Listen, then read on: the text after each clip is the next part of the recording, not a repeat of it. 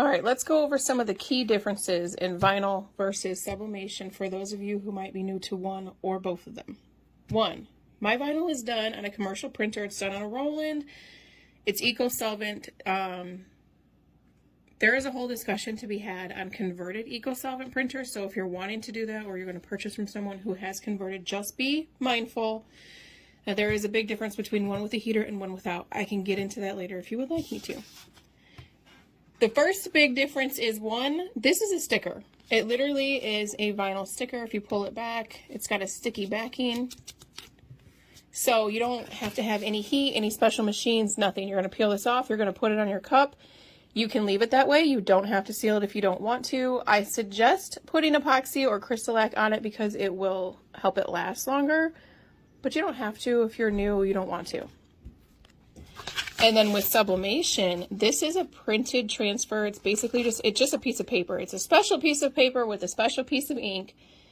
And these are heat activated. So you have to have a cut press or some sort of an oven that you can put them in. It requires heat, which is also why these look really dull compared to the vinyl. So sublimation is heat activated. These are going to look like crap, honestly, when you first get them, but once you introduce heat, then you get to see the true color of your sublimation. So here's what it looks like before you press it. Here's what it looks like after. So do not judge your sublimation transfers when you first get them because they're going to look a little crazy. This is another example of how they're going to look a lot different. If you look at that on the cup, it's green.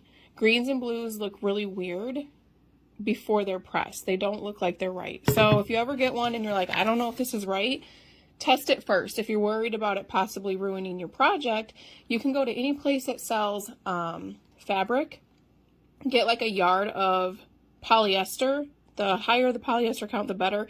Press it and then determine if it looks right and if you like it. All of my settings have been tested, so if you're getting them from me, you should be perfectly fine. Now, the other thing I like to point out is sublimation versus vinyl. They're never going to look 100% the same. The colors are very similar, but they're not exact. They are different products. They're never going to be exactly the same, but they are close. So keep in mind, when buying one versus the other, you can kind of see the difference in this color versus there. That's a little more green. This is a little more blue.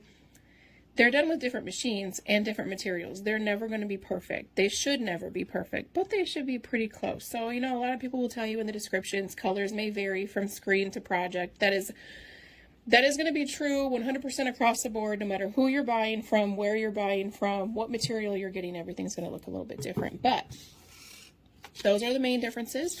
You guys can find tons of vinyl on my website, tons of sublimation. There are sublimation cup blanks on there. You guys don't have to use them for sublimation either. You can rhinestone them. There's stainless steel ones. You can wrap them, whatever you want to do. And then if you guys are interested in a finished tumbler, you guys are always more than welcome to get a hold of me. I can make you one. And then be sure to go to the link in my bio and join my Facebook group because we hold waffles daily. So as soon as the spots fill up, we pick a winner, and then you guys are able to choose from any of the finished ones I've got. So yeah, hopefully that helps somebody. If you guys have more questions, let me know, and I can touch base more specifically on something if you need me to.